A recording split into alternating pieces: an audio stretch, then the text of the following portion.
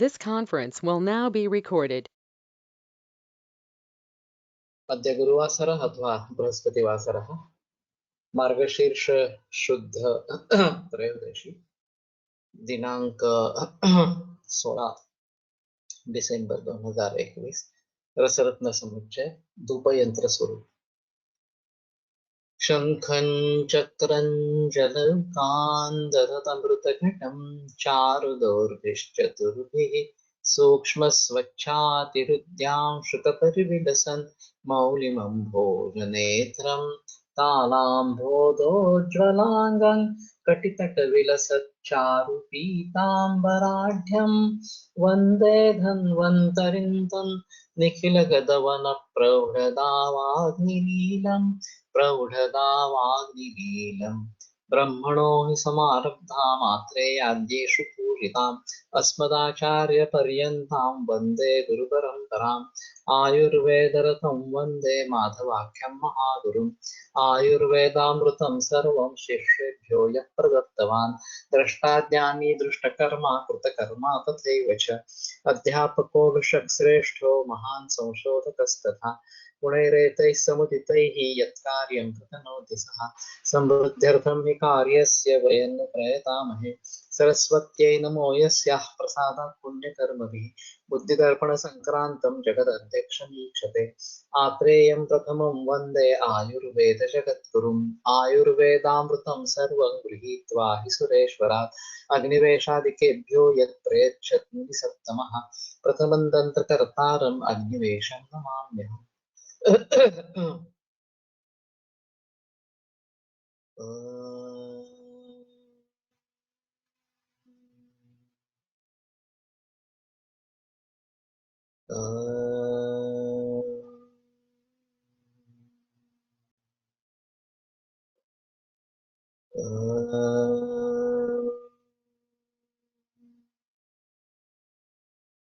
ओम शांति शांति शांति।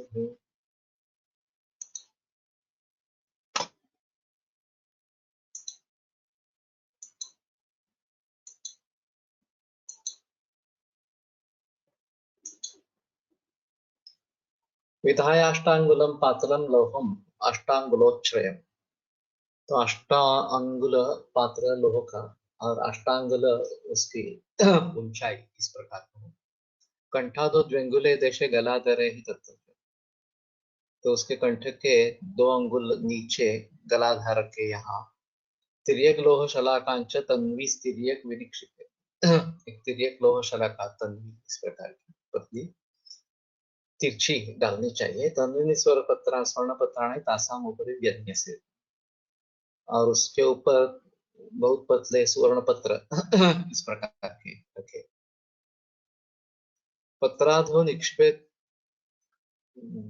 धूमम वक्षमाणम इहैव। पत्र के नीचे यहाँ पे जो धूम बता रहे हैं वो नहीं, प्रक्षेप रसम धूम नहीं रसम। पत्राधो तो यहीं पे जो बताया जा रहा है वो रस यहाँ पे डाले। यहाँ पर पत्राधो निक्षेपित धूम, धूम है रस है। तत्र तत्पात्रं नित्यपात्रेण छादयेत् अपरेण ही, और उस पात्र को दूसरे नित्य पात्र से छादन करे, आच्छादन करे। मृदा विलिप्य संधिं च वह्निं प्रज्वालयेत्, और संधि जो है वो मृत से विलेपन करके नीचे से अग्नि देवे। तेन पत्राणि कृत्स्नानि हतानि उक्त विधानतः रसश्चरति वेगेन धृतं गर्भे द्रवन्ति च।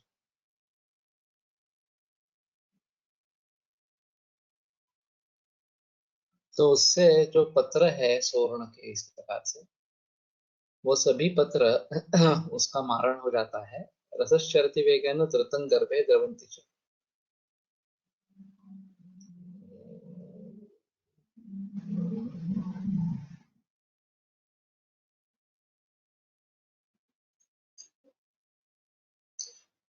तो रस का संचलन होता रहता है वेग से, और ये उसमें गिर जाते हैं स्वर्ण पत्र जो है वो।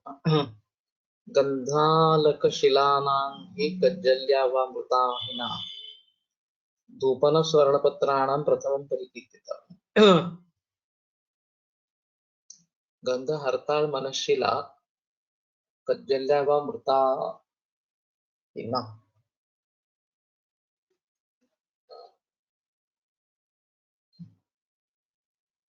तो मृत सर्प की कज्जली, इससे धूपनम स्वर्ण पत्राणाम प्रथमम परिकीर्तितम, स्वर्ण पत्रों का पहले धूपन करना है। तारार्थम तारपत्राणि मृतवंगेन धूपयेत्, रौप्य के लिए तारपत्र जो है वृत वंग से धूपन करे। धूपय यथा योग्य अन्य ही ऊपर ऐसा ही रहती। धूपयंत्र विदम प्रोक्तम धारणा द्रव्य साधन, तो यथा योग्य अन्य उपरसों से भी धूपन करे, इसको धूप यंत्र धूप यंत्र कहा जाता है। धारण द्रव्य साधन, तो धारण द्रव्य सिद्धि के लिए ये उपयुक्त है। लोहे का 8 अंगुल ऊंचा तथा 8 अंगुल चौड़ा पात्र बनाकर उसके गले के 2 अंगुल नीचे की दूरी पर तथा भीतर की ओर एक छज्जा बना दे, जिसको जलाधार या गलाधार कहते हैं। इस गलाधार छज्जा के अगले से पतली पतली लोहे की शलाखाएं तिरछी रखवा कर उसमें ऊपर पतले पतले स्वर्ण पत्र बिछा दे। स्वर्ण पत्रों के नीचे लोह पात्र की तली में आगे कहे जाने वाली धूम द्रव्यों को पहले ही रख दे। इसके बाद लोहे का एक दूसरा पात्र उस हांडी के ऊपर औंधा कर उन दोनों की संधि को कपड़ मिट्टी से बंद कर दे और पात्र को चूल्हे पर चढ़ाकर नीचे से तेज आग दे। इससे सोने के पत्रे काले पड़ जाते हैं। इस प्रकार काले पड़े हुए स्वर्ण पत्र पूर्वोक्त किसी भी विधि से शीघ्र भस्म हो जाते हैं। इन पत्रों की पारद वेग पूर्वक अपने अंदर द्रवीभूत कर लेता है। इन पत्रों को, इस यंत्र को धूम यंत्र कहते हैं। यह धूम यंत्र जारण के लिए उपयोगी द्रव्य को सिद्ध करने के लिए प्रयुक्त होता है। गंधक हरता का मन से कज्जली बनाकर या केवल नाग भस्म से ही स्वर्ण पत्रों का धूपन करना उत्तम है। तार कर्म करने के लिए वंग भस्म के द्वारा धूपन करे, इसी प्रकार अन्य उपयुक्त उपरसों के द्वारा भी धूपन करे। हाँ।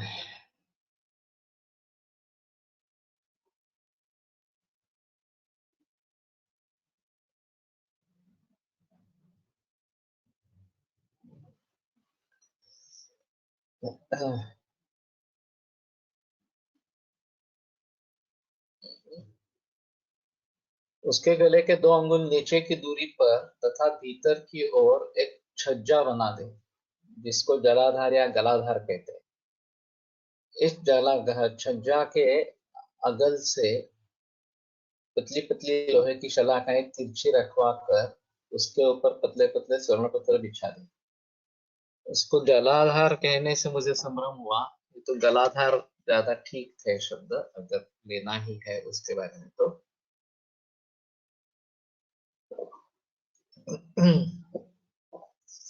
फिर भी इसकी आकृति नहीं बनाई गई।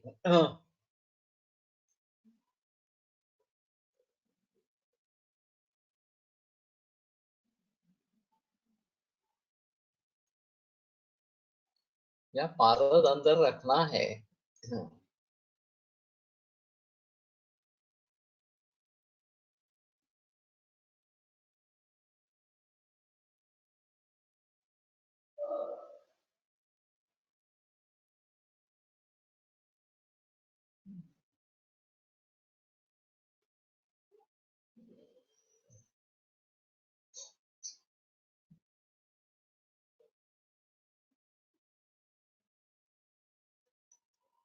हाँ, ये तो कहीं पे पता नहीं है।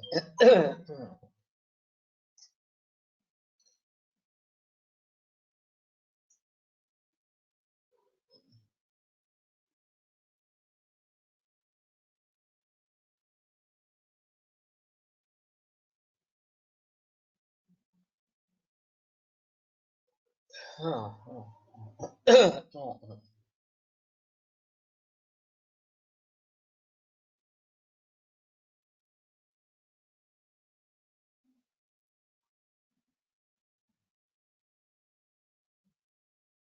भारत कहाँ डालना है इसमें, इसके बारे में कोई लिखा नहीं है।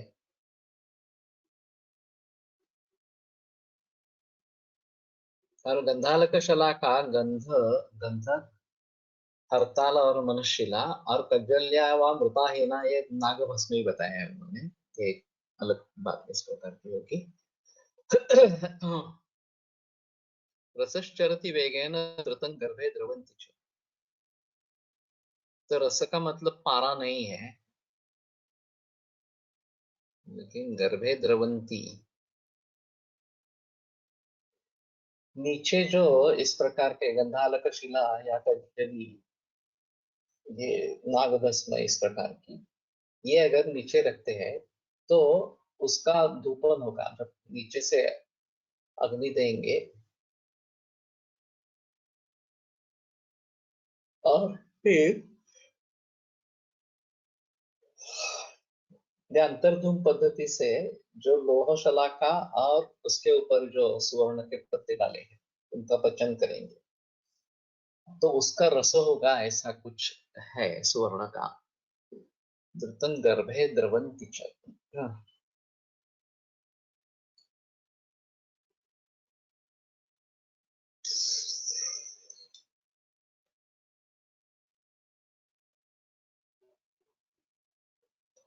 फिर भी पता नहीं चल रहा एक्चुअली।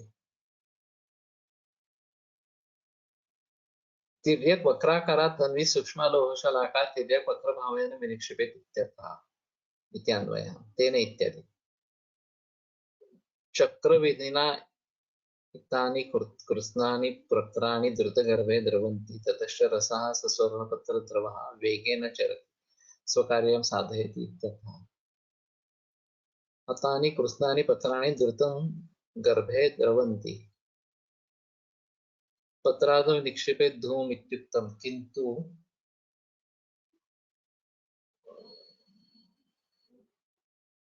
किं तद् धूमम् इत्याह गन्ध इत्यादि। प्रथमं श्रेष्ठम्। दैर्घ्यविस्तारतो अष्टाङ्गुलमानं लोहो पात्रमेकं कारयित्वा तस्य कण्ठादः अङ्गुलिद्वयपरिमितस्थाने गलाधारे सूक्ष्म सूक्ष्मातिर्यग्लोहशलाकाः तिर्यग्भावेन विन्यस्य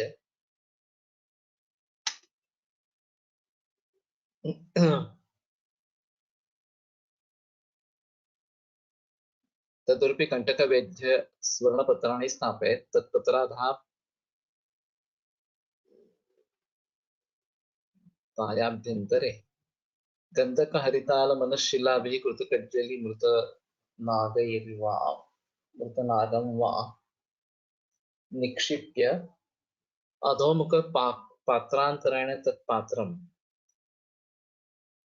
पिधाय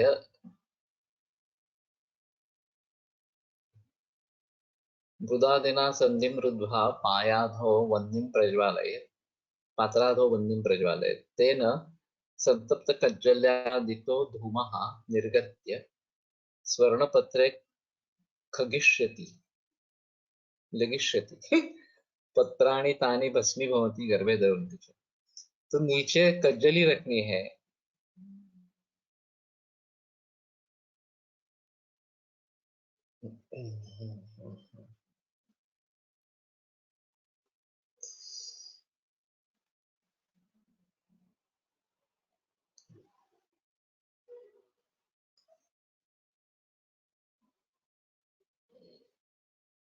अत्र प्रथम तिर्यक लोह शक्र द्वितीयञ्च विनिक्षिपेत् इत्यानेन संसर्पद्यते। तिर्यक वक्राकारा तन्वी सूक्ष्मा लोहशलाका तिर्यक वक्रभावेन विनिक्षिपेत् इत्यन्वयः।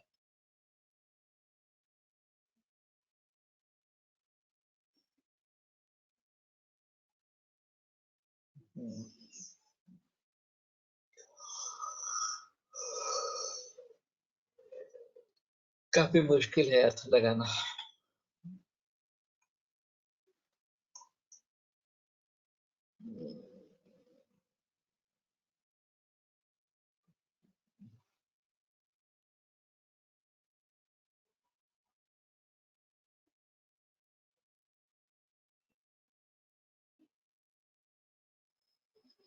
जलाधारे शलाका स्थापनार्थं गलदेशस्थ पालिका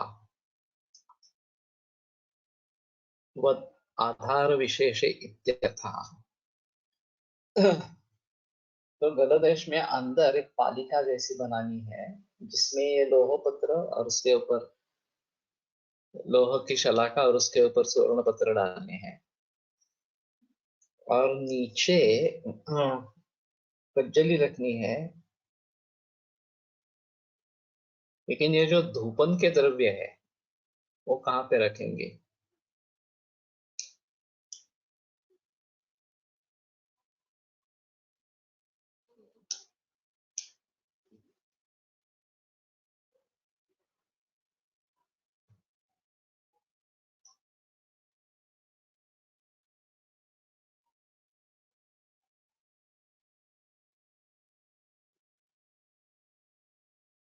उसके ऊपर एक जाली वाली इस प्रकार की रखे, ऐसा शायद हो सकता है।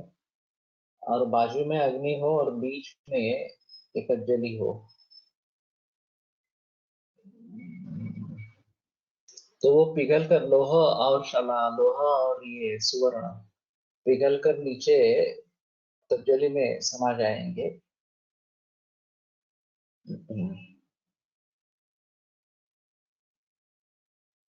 फिर भी तिर्यक लोह शलाका रखे, इसका भी मतलब समझ नहीं आ रहा।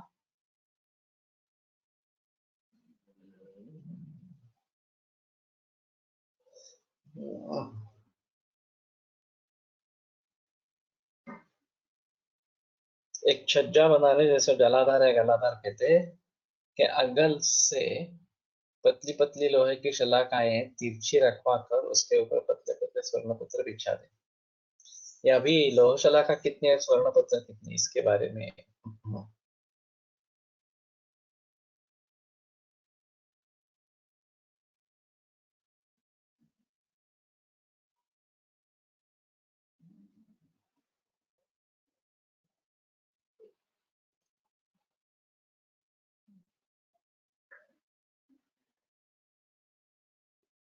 इन पत्रों को पारद वेगपूर्वक अपने अंदर द्रवीभूत कर लेता है। हाँ।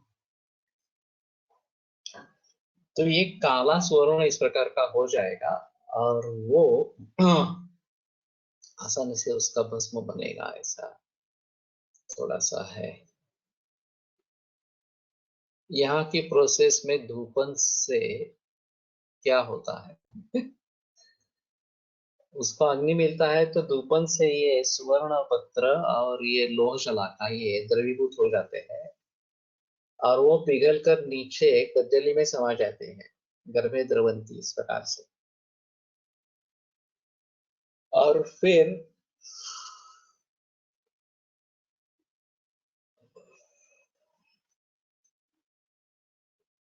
उसका आसानी से भस्म बनता है, ऐसा लगता है। हम्म। अथ कंदुक यंत्र स्थूलस्थाल्यां जलं क्षिप्त्वा वामो बद्ध्वा मुखे दृढं वासो वामो वासो तत्र स्वेद्यं विनिक्षिप्य तन्मुखं प्रपिधाय च अधस्तात् ज्वालयदग्निं तत्स्यात् कन्दुकयन्त्रकम् स्वेदनी यंत्रमित्यन्ये प्राहुश्चेदं मनीषिणः। तो एक बड़ी थाली लेके उसमें पानी डालना है और कपड़े से उसका मुख बंद करना है। तत्र स्वेद्यम विनिक्षिप्य, उसमें स्वेद्य जिसका स्वेदन करना है वो डाले उस कपड़े में। तन्मुखम प्रपिधाय च, और उसका मुख जो है वो बंद करे। अधस्ता ज्वालयद अग्नि, और फिर अंदर से नीचे से अग्नि देवे। तत्त कंदुक यंत्र, ये कंदुक यंत्र है। स्वेदनी यंत्र मित्यन, इससे भी स्वेदन होता है। काहुश्चेदम मनीषी। तो ठीक है, लेकिन वो जिसको स्वेदन करना है वो स्वेदन होके वहीं पे रहेगा, नीचे पिघलेगा। यद्वा स्थाल्यां जलं क्षिप्त्वा तृणं क्षिप्त्वा मुखोपरि स्वेद्यद्रव्यं परिक्षिप्य पिधानं प्रविधाय च अधस्तात् ज्वालयद्वह्निं तत्स्यात् कन्दुकयन्त्रम्। तो दूसरा बताया कि थाली में जल रखना है, तृणम क्षिप्त्वा मुखोपरि, और मुख के ऊपर तृण डालना है। स्वेद्य द्रव्यम परिक्षिप्य पिधानम प्रविधायश, बीच में स्वेदन द्रव्य डालकर पिधान बंद कर दे। अधस्ता ज्वालयत वह्निम तत्स्यात् कंदुक यंत्रकम, और नीचे से अग्नि लगा, अग्नि दे दे, तो ये भी एक कंदुक यंत्र है। एक थाली पात्र में जल भरकर उसके मुख पर तृण आदि को रख दे, उस पर स्वेद्य द्रव्य को रखकर तथा दूसरी थाली से बंद कर दे तथा नीचे से आग दे, इसको कंदुक पात्र यंत्र कहते हैं। तो ये तृण जो है वो जल जाएगा शायद, मालूम नहीं, लेकिन नीचे से पानी की वाफ आ रही है, वाफ आ रही है, तो उसको जलने का कोई मतलब नहीं रहेगा उसके। और उसके ऊपर जो स्वेद्य द्रव्य है उसका स्वेदन हो जाएगा।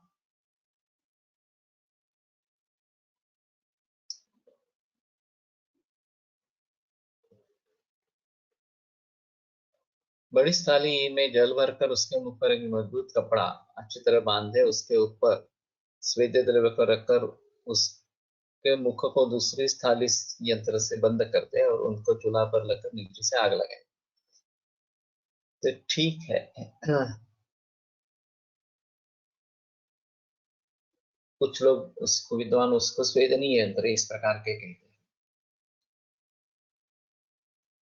तो अग्नि देना है विभिन्न प्रकार से, दुबन से देना है या फिर स्वेदन इस प्रकार से करना है, जल की भाप बनकर वहां पे जाए।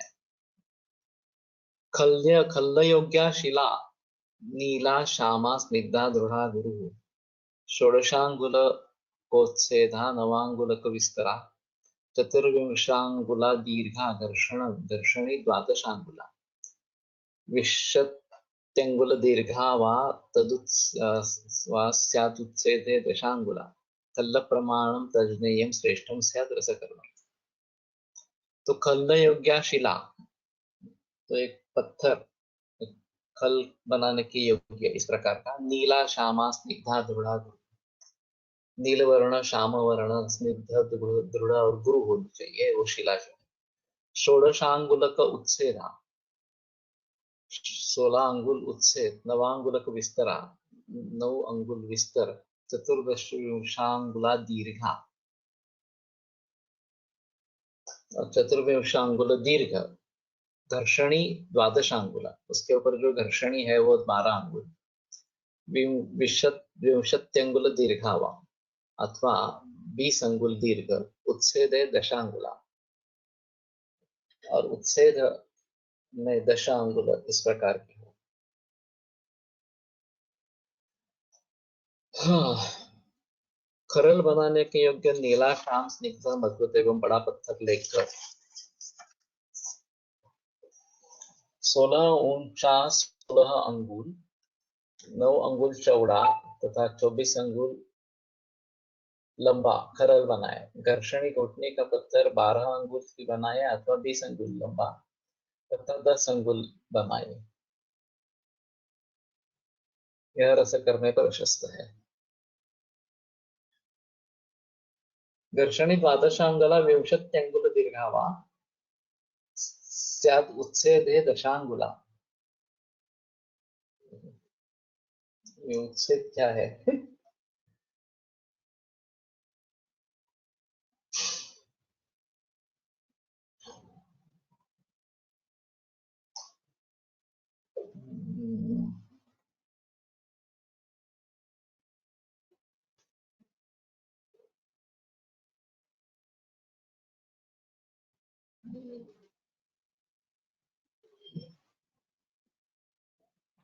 मुझे लगा कि जो बेस है उसका, जिससे खरल करना है, वो दशांगुल होना चाहिए,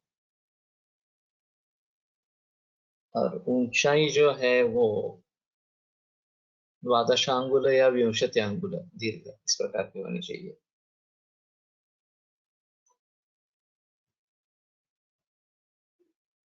कल्लयंत्र त्रिधा प्रक्तम रसादि सुखम अर्धन, 3 प्रकार का बताया। निरुद्गारो सुमत्सृणौ कार्यौ पुत्रिकया युक्तौ। निरुद्गार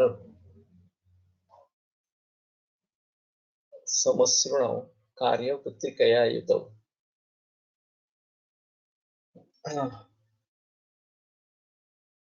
अर्धचंद्राकार तथा वर्तुलाकार उद्गार उच्छेद आदि रहित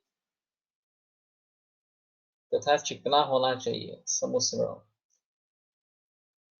और उनमें दो अच्छे सुंदर मुसलियां होनी चाहिए त्रिकया युक्त।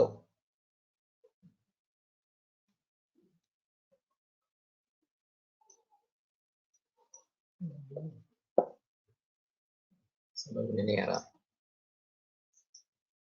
निरुद्गारौ उद्गार काले तथा देहस्य ऊर्ध्वो नादिकं भवति तद्वत् न भवति तादृश। ऊर्ध्व उन्नयनादिकं भवति, इस प्रकार से नहीं होने चाहिए। औन्नत्य अवनतत्व रहित समो इत्यर्थ। यद्वा निरुद्गारो वान्तादि परिशून्यो वान्तश्चात्र मर्दनकाले एव मर्दनकाले रजः उद्गीर्णादि रूपम् एतेन दृढमसृणौ समगात्रौ न तु उद्गतकर्णिकौ इत्ययं समायाति इत्यर्थं समायाति। पुत्रकया घर्षण्या इत्यर्थः। निरुद्गारौ इत्यादिषु खल्लौ इति विशेष्यपदम् वहनीयम्। तेन च विविधेषु खल्लेषु विविधौ खल्लौ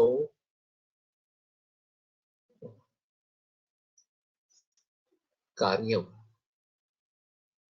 अत्र द्विवचनम् उच्छेदे इत्यारभ्य अतिसुखप्रदम् इत्यन्तेन न वक्ष्यमाणं द्विविधखल्व बोधनार्थम्। तृतीयस्य तु लोहमयत्वात् पृथक् ग्रहणं बोध्यम्।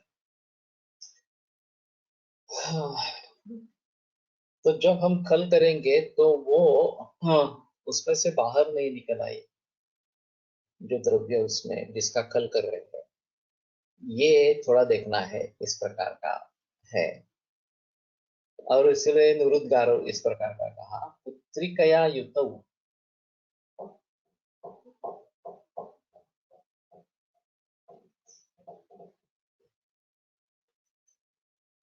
पुत्रिका के बारे में पता नहीं लग रहा है। इन्होंने तो ये मुसलियां होनी चाहिए।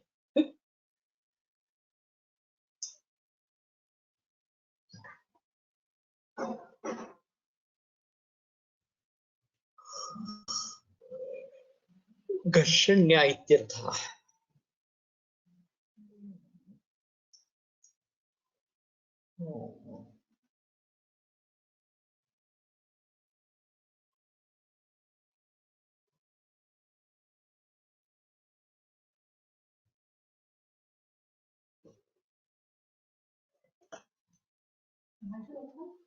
ओके, काय कळत नाही आहे, काय अर्थच कळत नाही।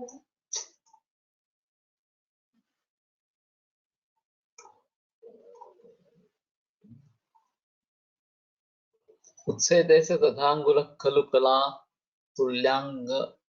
तुल्याङ्गुलायाम् विस्तारेण दशांगुलो सुनिमित्तैः निम्न तथैवांगुलैः पाल्यां व्यङ्गुलविस्तरस्य मसृणो तीवार अतीव अर्धचन्द्रोपमो घर्षो द्वादशकाङ्गुलश्च तदयं खल्लो मतसिद्धये।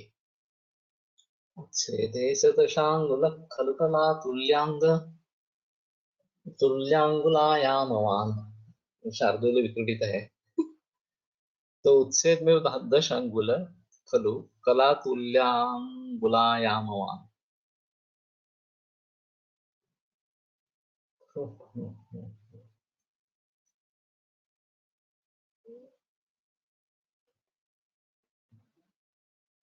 अर्धचंद्राकार खरल तथा 10 अंगुल ऊंचा, 16 अंगुल लंबा, 10 अंगुल चौड़ा, 7 अंगुल गहरा तथा 2 अंगुल मोटा पाली वाला अत्यंत चिकना और अर्धचंद्राकार के समान होता है। घर्षणी 12 अंगुल की होती है। यह खरल सरस सिद्धि के लिए कहा गया है, जिसमें पारद की शुद्धि के लिए 5 पल 250 ग्राम पारद मर्दन करें।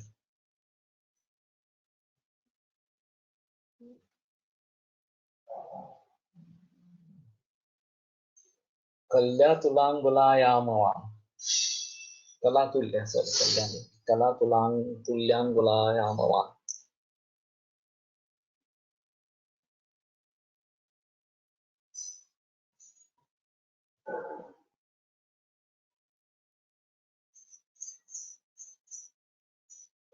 आयाम है वो कला तुल्य अंगुल, इतना है। तो कला, चंद्र की कला 16 है तो 16 अंगुल लंबा, ऐसा अर्थ होगा। कला तुल्यांगुलायामवान। विस्तारेण दशांगुलो, विस्तार दशांगुल। मुनिमित ही निम्न, तो मुनि सप्त है तो 7 अंगुल निम्न। तथैव तयैव अंगुलैः, उसी अंगुल से। पाल्याम व्यंगुल विस्तरश्च मसृणः अतिवार्ध चंद्रोपमो घर्षो। तो पाली में द्व्यंगुल विस्तर जिसके है, मसृण अतीव अर्धचंद्रोपमो घर्षो द्वादशांगुलकश्च, द्वादशकांगुलश्च तदयं खल्लो मतसिद्धये। अर्धचंद्राकार खरल 10 अंगुल ऊंचा, 16 अंगुल लंबा, 10 अंगुल चौड़ा और 7 अंगुल गहरा तथा 2 अंगुल मोटा पाली वाला।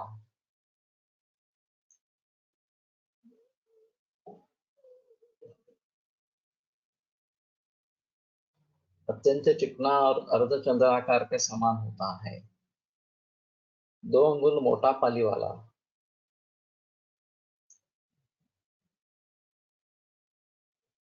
पाली में द्व्यंगुल विस्तर, पाली क्या है?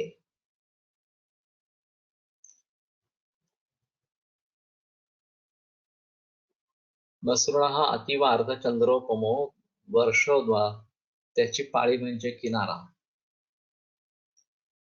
ये बात हो सकती है। जो खलव की पाली है वो 2 अंगुली ही बनी है, ठीक है, ये बात हो सकती है। घर्ष द्वादशकांगुलश्च, और उसमें जो घर्षणी है वो 12 अंगुल है, तो 7 अंगुल अगर उसकी ऊंचाई है नीचे वाली, तो द्वादशांगुल तो उसके ऊपर आएगा। तदयं खल्लो मत सिद्ध, तो ये खल्ल जो है वो सिद्धि के लिए अच्छा है।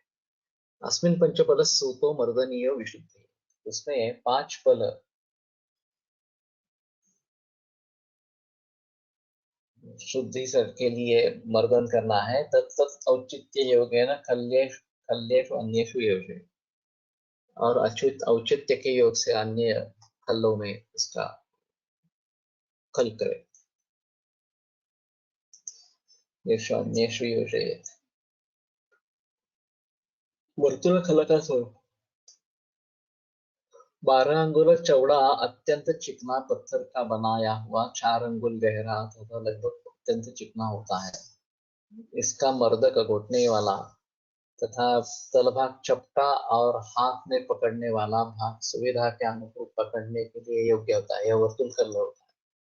यह सुख पूर्वक संमर्दन करने के लिए योग्य होता है। द्वादशांगुल विस्तारा खल्लोतिमसृणो पदः, चतुरंगुल निम्नश्च मध्ये अतिमसृणीकृतः। तो 12 अंगुल विस्तार, अतिमसृण इस प्रकार का पत्थर, चतुरंगुल निम्नश्च, ये संगमरमर के बनते हैं ज्यादातर, तो ये मसृण होते हैं। चतुरंगुल निम्नश्च, जो गहराई है वो चतुरंगुल है। मध्य मसृणीकृतः, और बीच में बहुत ही मसृणी, इस प्रकार। सुग्राहश्च शिखोपरि, अधस्तात् वो जो है वो चिपिट और सुग्राहश्च शिखोपरि, और अच्छी भांति उसको पकड़ से एक गोल वर्तुलाकार इस प्रकार का खल है। अयंतु वर्तुल खल्लो मर्दने सुभक्ता, ये वर्तुल खल है वो मर्दन में सुख देने वाला इस प्रकार का है।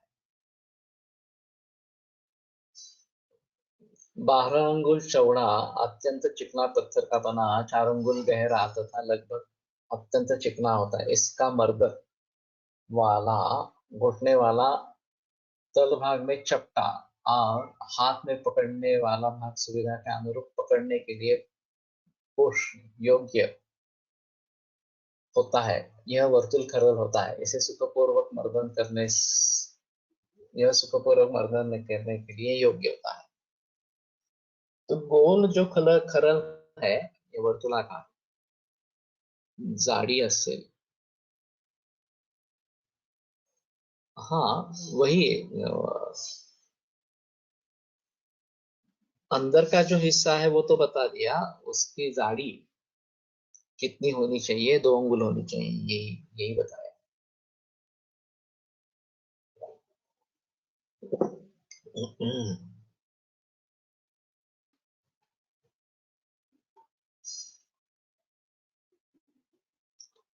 लोहो नवांगुल खल्लो निम्नत्वे च षडंगुलः मर्दको अष्टांगुलश्चैव तप्त खलो विधीयते। तप्त खला विधो विधोप्ययम्। तप्त खल बताते हैं कि लोह का बनाया हुआ नवांगुल खल्ली निम्नत्वे च षडंगुलः, और गहराई षडंगुल, मर्द कहा अष्टांगुल चैव, और मर्द का जो है उसमें वो 8 अंगुल। तप्त खलवो खलवा विधोप्ययम्, ये तप्त खलव बताया जाता है। नवा 6 अंगुल गहरा तथा लोटिया 8 अंगुल लंबी होनी चाहिए, इसको तप्त करल कहते हैं।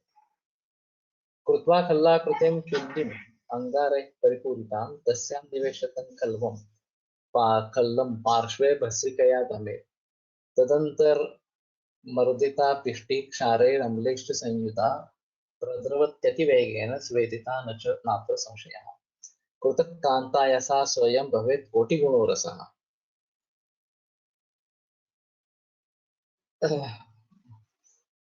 तो खल्वा खल्ला कृति चुल्ली, चूल्हा जो बना है वो भी खल्ला कृति बनाना है। अंगारा ये परिपूरिता, फिर उसके बीच में उसमें अंगार भर दे। तस्यान निवेशतं खल्लम पार्श्वे भस्रिकया धने, उसमें ये कद रखकर बाजू से भस्रिका से दमन करे उसका। तदंतर मर्दिता पिष्टि, और उसके अंदर ये अम्ल और क्षार से पिष्टि करे, मर्दन करे। प्रद्रवत्यति वेगेन स्वेदिता नात्र संशय, तो स्वेदन से वो तुरंत उसका द्रव द्रवत्व होता है। पृथक कांता यसा सोयम भवेत कोटि गुण रसा।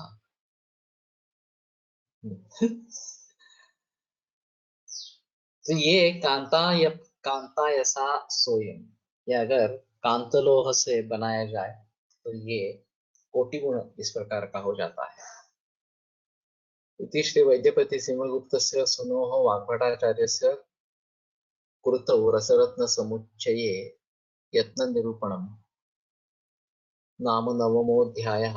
कृतौ या कृतो है? कृतौ। अच्छा, कृति इस वाग्भटाचार्य की कृति में रसरत्न समुच्चय यंत्र निरूपण, ये 9वां अध्याय यहाँ पे पूरा हो गया। तो ऐसा लगता है कि ये पत्थर का या लोहे का, इस लोहे का सिर्फ इसके लिए बताया गया है, तब तक खलों के लिए, बाकी तो पत्थर के ही बनाने हैं। और अर्धचंद्राकृति है या फिर वर्तुलाकृति इस प्रकार से है। अथ दशमोऽध्यायः अथ मूषादि कथनम्। मूषा ही क्रौंचिका प्रोक्ता कुमुदी करहाटिका पाचनी बंधे मित्रा च रसवादिभिरिष्यते। मूषा जो है वो क्रौंचिक या कोठिका, कुमुदी, करहाटिका, पाचन, वन्यमित्र, ये सब नामों से बताई जाती है।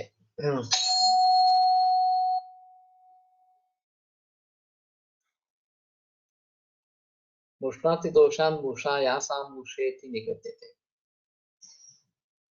ये दोषों को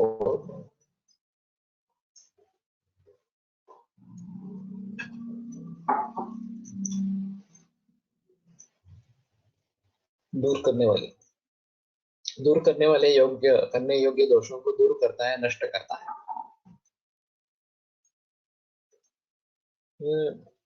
मुष धातु है,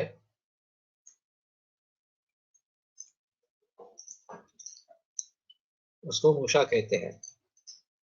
उपादानं भवेत् तस्य मृत्तिका लोहमेव च। और वो जिससे बनानी है वो तो एक मिट्टी है या लोह है, उसका उपादान कारण जिससे वो बनती है वो मिट्टी या लोहा, इस प्रकार का।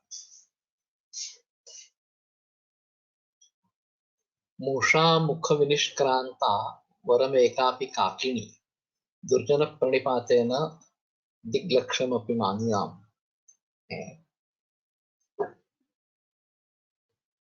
काकिनी स्वाभिमानी तथा पुरुषार्थी व्यक्ति मूषा से निकली हुई एक कौड़ी को भी श्रेष्ठ समझते हैं, किंतु दर्जनों को नमस्कार या चापलूसी से प्राप्त लाखों रुपए को भी धिक्कार कर देते।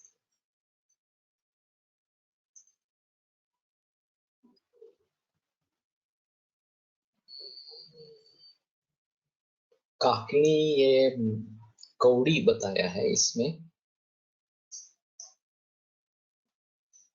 तो मूषा मुख से निकलने वाली एक काकिनी या कौड़ी भी श्रेष्ठ है। दुर्जन प्रणिपाते ने दिग्लक्षम अपमानी नाम, तो मानी लोगों के लिए, स्वाभिमानी लोगों के लिए स्थिति है। दुर्जन को नमस्कार करके लक्ष्य भी कुछ प्राप्त हो, लाखों रुपए को भी धिक्कार कर लेते हैं। तो उस कौड़ी का, मूषा के मुख से प्राप्त की कौड़ी का इतना ज्यादा महत्व है कि ये दुर्जन नमस्कार करने से लाखों रुपए भी प्राप्त करेंगे, तो उनका भी धिक्कार इसके सामने है।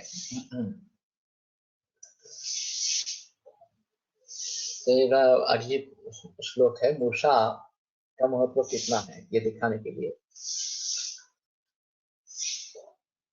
और स्वाभिमानी लोगों के लिए खास करके ये बात बताई गई। तो कहने का तात्पर्य अर्थ है कि दुर्जन प्रणिपात से लाखों रुपए की संपत्ति भी प्राप्त होती है, तो भी वो अच्छी नहीं है, उसका धिक्कार ही है। लेकिन मूषा के मुख से एक कौड़ी भी अगर प्राप्त होती है, तो वो ज्यादा अच्छी है, श्रेष्ठ है। इस प्रकार से कौड़ी को इस प्रकार से धन के रूप में प्रचलन में लाया जाता था, और फूटी हुई कौड़ी भी नहीं देंगे, इस प्रकार का वाक प्रचार प्रचलन में है। तो अच्छी भली भांति कौड़ी संपत्ति का रूप है, ये इससे प्रतीत इस प्रकार का होता है। तो ये एक अहम हिस्सा इस प्रकार का रहेगा। मूषा विधानयोर बंधे बंधनम संधिलेपन अंधरणम अंध्रणम रंध्रणम चैव संश्लिष्टम संधिबंधनम। तो मूषा विधान, बंध, बंधन, संधिलेपन, अंधरण, रंध्रण, संश्लिष्टम संधिबंधनम, ये सब पर्याय मूषा तथा उसके ढक्कन के लिए, ढक्कन के संधि को बंद करने के लिए जो क्रिया की जाती है उसको बंधन, संधिलेपन, अंधरण, रंध्रण, संश्लिष्ट तथा संधिबंधन कहते हैं। ये सब संधिबंधन के पर्यायवाची शब्द है।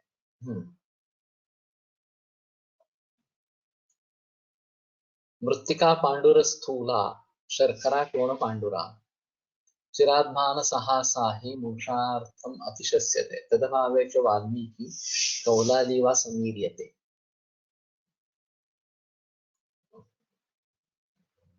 तो पांडु अस्थूला या पांडुर स्थूला, पांडुर और स्थूल इस प्रकार के हुए।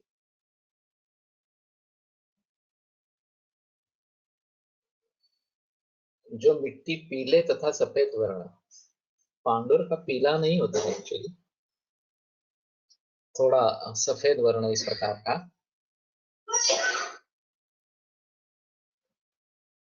स्थूल ढेलों के रूप में प्राप्त होते हैं तथा मादका रहित होती है।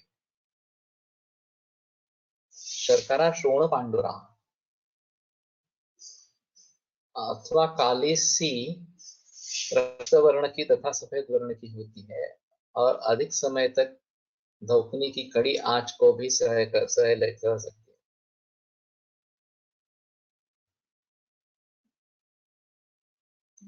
है। शर्करा के बारे में बताया नहीं उन्होंने।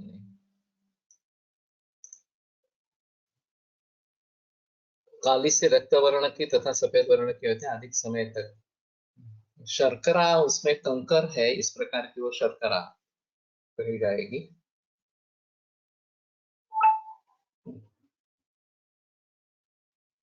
पांडुर स्थूला पांडुवर्णा स्थूला च तथा शोण पांडुर रक्त पांडुर मिश्र वर्णा चिराद्मानसहा एवं विधाया शर्करा मृत्तिका कंकर रूपा मृत्तिका मृत्तिका शर्करा मृत्तिका भावे ग्राह्य मृत्तिका माह तदिति वाल्मीकि कुर्मी शैल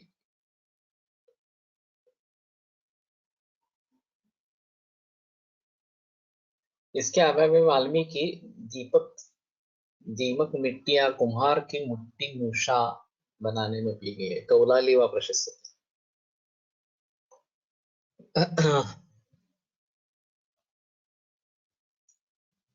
पांडु अस्तुला ऐसे असावे नहीं लगता है मुझे। पांडुर स्तूला ऐसा ही होगा, नहीं तो पांडुरा होगी। या अगर उसका विशेषण होगा मृत्तिका का तो पांडुर नहीं रहेगी, पांडुरा होगी। तो पांडुर अस्थूल पांडुराच स्थूलाच इसी प्रकार से होगा।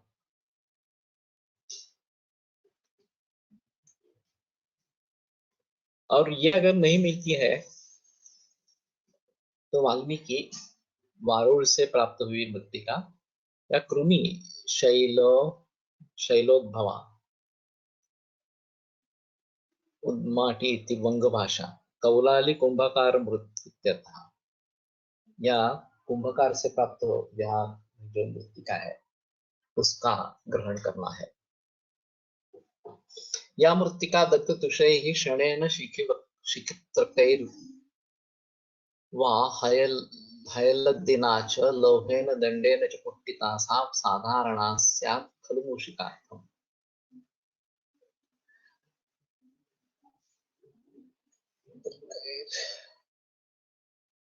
हयलद्दिना च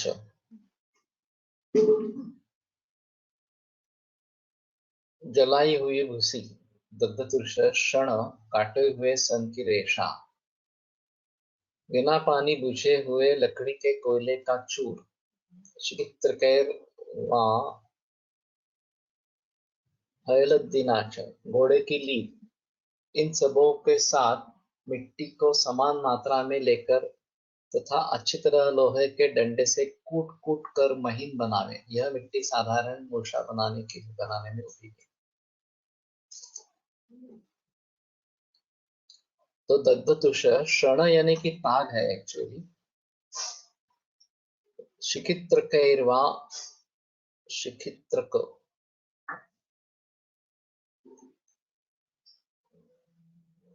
बिना पानी बुझे हुए लकड़े के कोयले, तो कोयला ही है लेकिन ये इस प्रकार का अर्थ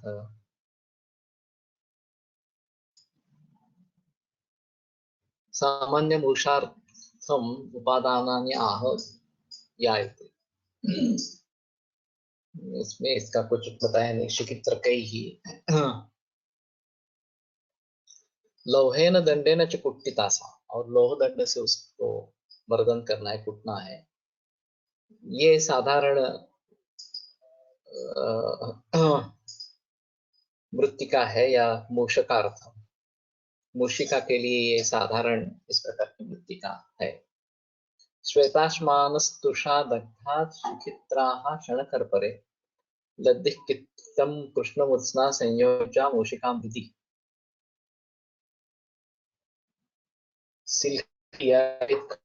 श्वेताश्मान जलाई हुई भूसी, बिना बुझाया हुआ कोयले का खीस। तो बिना बुझाया हुआ अपने आप जो शांत हो गया है, इस प्रकार का। क्षणखर परे, सन राशि के रेशे के टुकड़े, कपड़े के चूर, खरफर है ये। लद्धिः किट्टम, घोड़े के लिए लोह कीट, कृष्ण मुत्सना और काली मिट्टी, संयोज्या मूषिका मृदि, इनका मूषिका मृद में संयोग करना है, तो इन सभी को इसमें ले लेना है। क्षण कर्पटे, हाँ, इति पाठे कर्पट क्लिन्न वस्त्रम लद्दी हय लद्दी किट्टम मंडोरा कृष्ण उर्स्ना कृष्णवर्ण मृत्तिका मूषिका मृदा मूषार्थ ग्राह्य मृत्तिकया सह इत्यर्थः।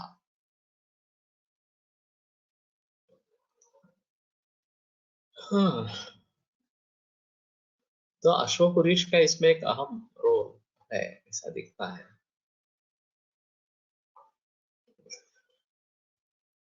मृदस्त्रिभागा षडल विभागौ भागश्च निर्दग्ध तुषोबलादेः किट्टार्धभागं परिखंड्य वज्र मूषा विदध्यात् खलु सत्वपात। तो वज्र मूषा के बारे में कहते हैं। 3 भाग मृत्तिका, क्षणल 2 भाग, और निर्दग्ध तुषोपल ये 1 भाग, किट्टार्ध भाग, परिखंड्य, तो इन सभी का खंडन करके वज्रमूषा सत्वपातन के लिए बनाई।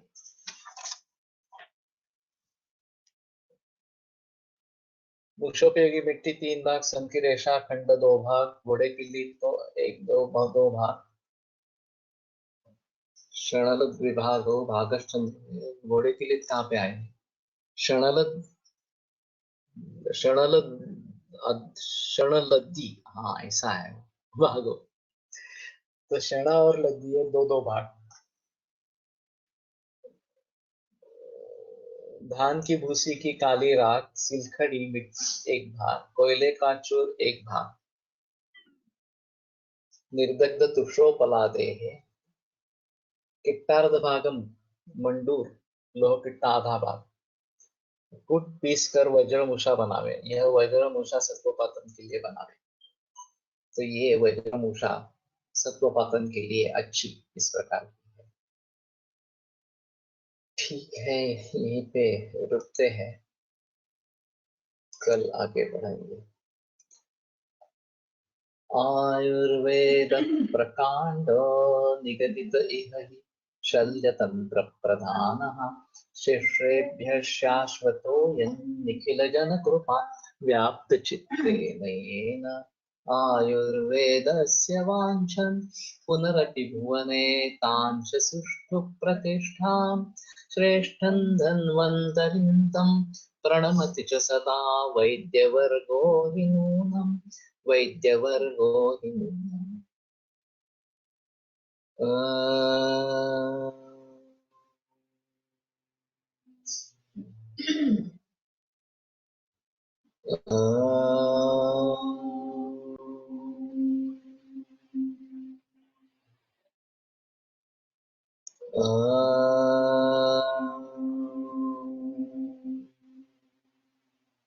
ओम शांति शांति शांति।